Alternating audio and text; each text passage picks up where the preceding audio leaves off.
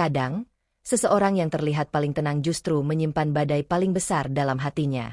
Aku pikir hidupku di kantor baru hanyalah rutinitas biasa, hingga aku bertemu pria itu.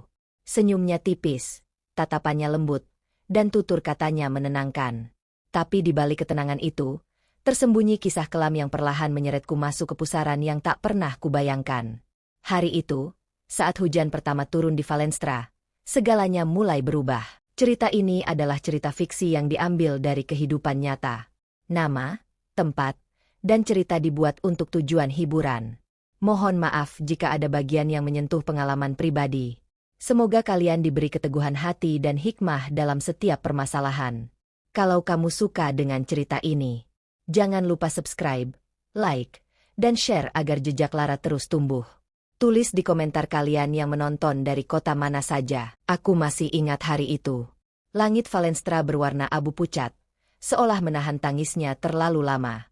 Hujan pertama setelah musim panas turun perlahan, menampar kaca jendela kantor baruku dengan lembut. Aroma tanah basah bercampur kopi dari pantry membuat dadaku terasa hangat, meski jari-jariku gemetar di atas keyboard. Hari pertamaku di sini terasa panjang. Ruangan itu terlalu sunyi, hanya suara printer dan langkah sepatu hak yang bersahutan. Aku berusaha fokus pada layar, tapi angka-angka di depan mataku menari seperti kabur oleh kabut tipis. Mungkin karena gugup, atau karena suasana yang terlalu asing. Semua orang sibuk. Semua terlihat tahu apa yang harus dilakukan. Kecuali aku. Lalu ada dia, pria yang duduk 2 meja di belakangku. Aku tahu namanya dari tanda di meja. Raffin. Ia jarang bicara, jarang menatap orang. Tapi entah kenapa suasananya membuatku ingin diam lebih lama. Ada sesuatu yang menenangkan dari caranya mengetik. Dari cara ia menatap layar seperti sedang berbicara dengan kenangan. Aku masih ingat bagaimana pertemuan pertama kami sebenarnya bukan hal yang menyenangkan. Aku panik karena salah memasukkan data klien ke sistem. Atasan sedang rapat, dan aku hampir menangis. Lalu Raffin berdiri dari mejanya, menghampiriku tanpa sepatah kata.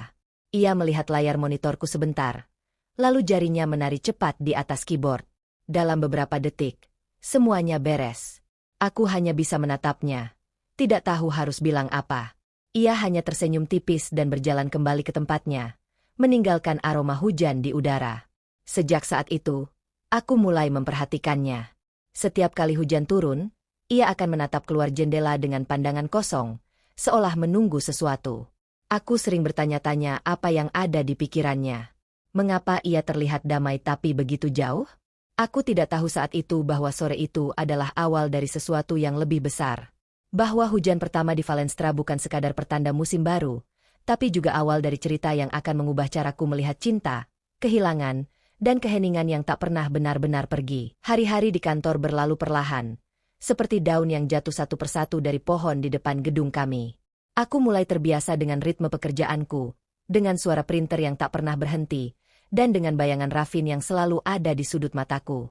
Ia bukan orang yang mudah diajak bicara, tapi setiap gerakannya membuat suasana terasa berbeda.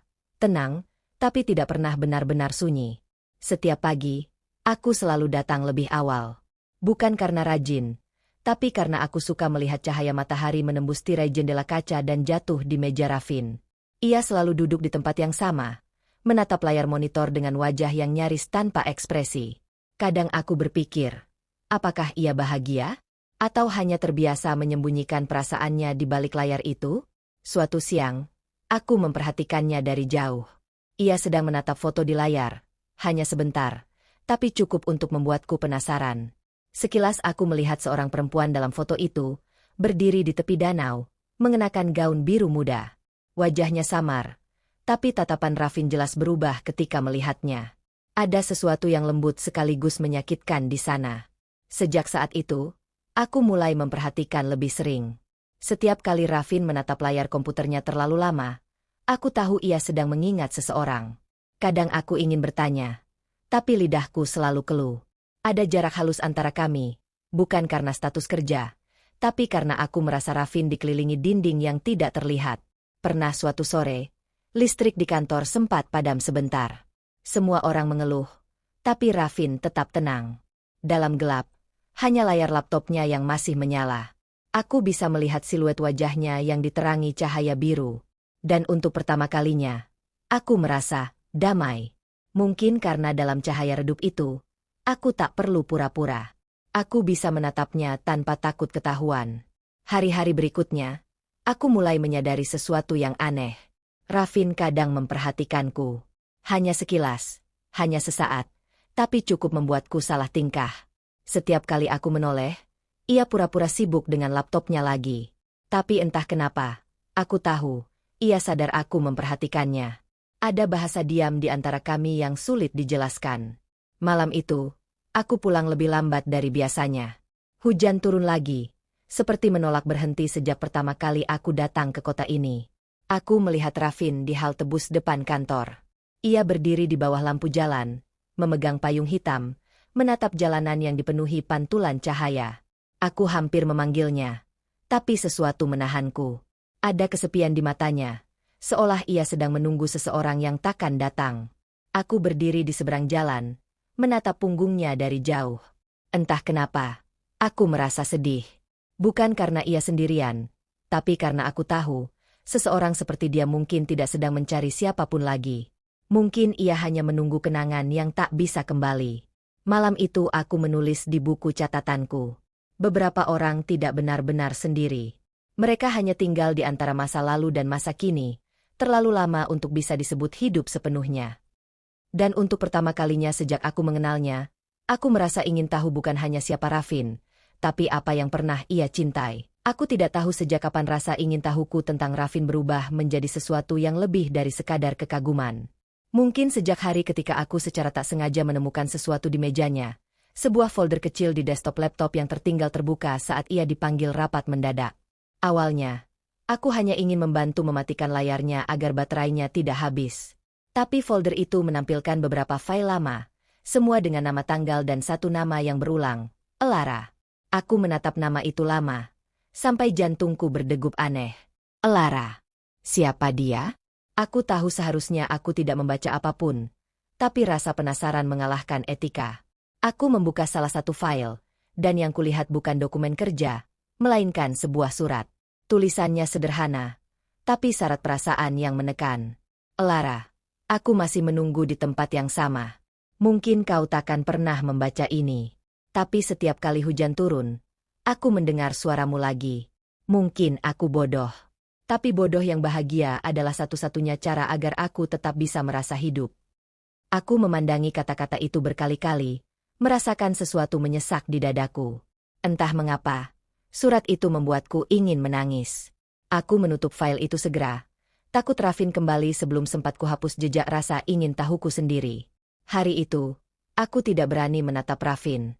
Setiap kali suaranya terdengar di dekatku, ada perasaan bersalah yang menggelitik di dada. Tapi di sisi lain, aku juga merasa lebih memahami dirinya. Raut wajahnya yang selalu tampak tenang, tatapan matanya yang selalu kehilangan fokus setiap kali hujan turun, semuanya terasa masuk akal sekarang. Malamnya, aku berjalan pulang melewati jalan berbatu di bawah lampu kota. Gerimis turun pelan, menari di atas payungku. Aku berpikir tentang surat itu, tentang Rafin, dan tentang Elara. Siapakah dia? Seseorang dari masa lalu Rafin. Mungkin. Seseorang yang masih ia cintai dalam diam. Aku ingin berhenti memikirkannya. Tapi setiap tetes air hujan yang jatuh di sepanjang perjalanan membuatku mengingat huruf demi huruf dalam surat itu. Ada rasa cemburu, tapi juga iba. Cinta kadang tidak memilih tempat tumbuhnya. Dan aku sadar, aku mulai jatuh hati pada seseorang yang mungkin hatinya sudah lama dimiliki bayangan lain. Keesokan harinya, Rafin kembali bersikap seperti biasa. Tak ada yang berubah dari cara ia menatap layar atau mengetik cepat di keyboardnya. Tapi aku tahu, di balik layar itu, tersimpan sesuatu yang tak pernah benar-benar hilang. Sesuatu yang membuatnya tetap bertahan di dunia yang mungkin sudah berhenti memberi makna. Dan di sudut hatiku yang paling dalam, aku mulai bertanya-tanya, apakah ada ruang kecil untukku di antara kenangan yang belum selesai itu? Malam itu udara Valenstra terasa lebih dingin dari biasanya. Langit gelap tanpa bintang, hanya lampu kota yang memantul di permukaan sungai Noir yang beriak pelan. Aku berdiri di pinggir jembatan, menatap aliran air yang memantulkan cahaya jingga dari lampu jalan. Di sisi lain, Rafin berdiri diam dengan tangan di saku jasnya, wajahnya sebagian tersembunyi di balik bayangan. Aku tidak tahu apa yang membawaku ke sana. Setelah beberapa minggu yang penuh keheningan, Rafin tiba-tiba mengajakku keluar seusai kerja. Katanya, ada tempat yang menenangkan. Dan sekarang aku tahu yang ia maksud. Jembatan tua yang membelah sungai di tengah kota, tempat yang sepi dan indah dalam kesederhanaannya. Aku menatapnya dari samping, mencoba membaca pikirannya yang sulit ditebak. Untuk pertama kalinya sejak aku mengenalnya, Rafin tampak seperti seseorang yang benar-benar lelah. Matanya tak lagi memantulkan cahaya layar komputer, tapi kenangan yang jauh lebih berat. Ia berkata dengan suara pelan, nyaris tenggelam dalam suara air. Aku dulu sering kesini bersama seseorang. Kami biasa menghitung kapal yang melintas. Tapi sekarang, hanya aku yang datang. Aku tidak menjawab. Aku tahu siapa yang ia maksud. Elara. Nama itu berputar di kepalaku seperti gema yang tak mau hilang. Tapi ada sesuatu dalam nada suaranya malam itu, bukan hanya kehilangan, tapi juga penyesalan. Rafin menarik napas panjang sebelum melanjutkan. Dia pergi saat hujan pertama tahun lalu. Katanya, hujan membuatnya merasa tenang. Aku bahkan tidak sempat mengucapkan apapun. Dan sejak saat itu, setiap kali hujan turun, aku berharap bisa mendengar suaranya lagi. Mungkin kedengarannya bodoh, tapi itu satu-satunya hal yang membuatku masih bertahan. Aku menatap air sungai yang berkilau di bawah lampu. Kata-katanya menelusup ke dalam hatiku, membuatku tak tahu harus merasa apa. Aku ingin memeluknya, tapi jarak di antara kami terasa terlalu lebar. Jadi aku hanya berdiri di sana, diam, membiarkan keheningan berbicara untuk kami berdua. Angin malam berhembus pelan, membawa aroma logam basah dari jembatan.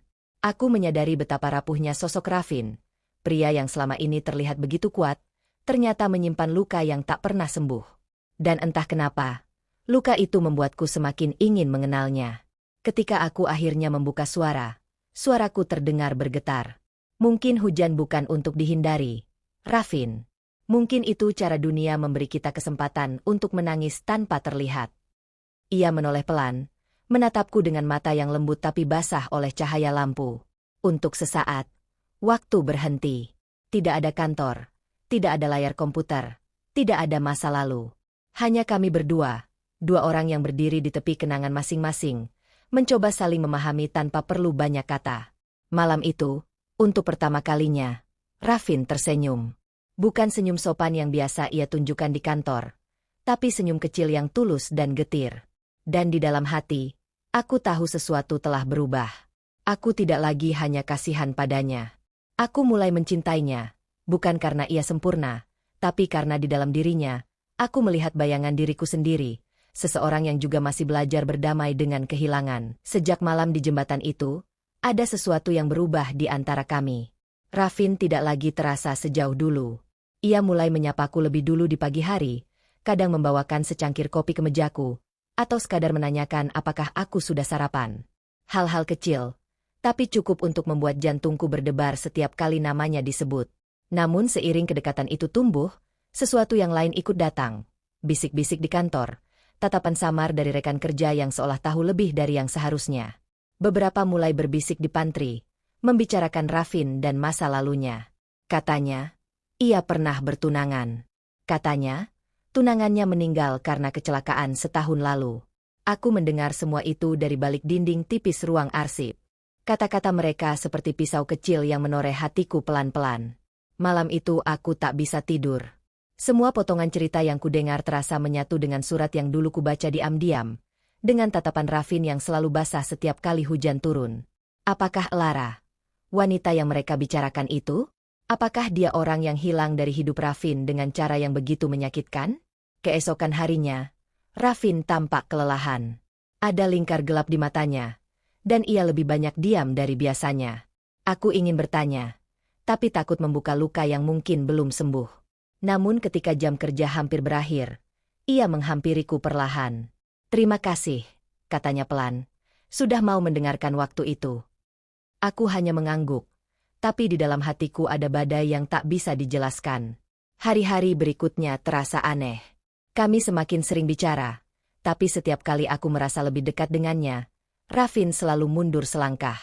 Seolah ada tembok tak terlihat yang ia bangun di antara kami. Aku tahu ia berjuang, mungkin melawan perasaannya sendiri.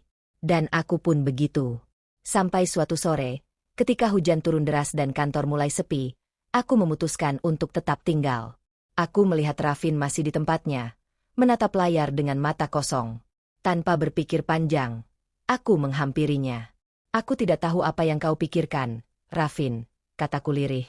Tapi aku tahu rasa kehilangan itu tidak akan hilang kalau kau terus bersembunyi di baliknya. Ia menatapku lama. Tatapannya lembut, tapi menyakitkan. Kadang aku ingin melupakan, katanya, tapi melupakan berarti mengkhianati seseorang yang pernah membuatku hidup. Kata-kata itu menancap dalam.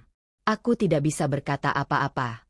Aku hanya berdiri di sana, membiarkan keheningan mengambil alih. Aku tahu, aku mencintainya. Tapi aku juga tahu, aku bukan siapa-siapa dalam kisahnya yang belum selesai.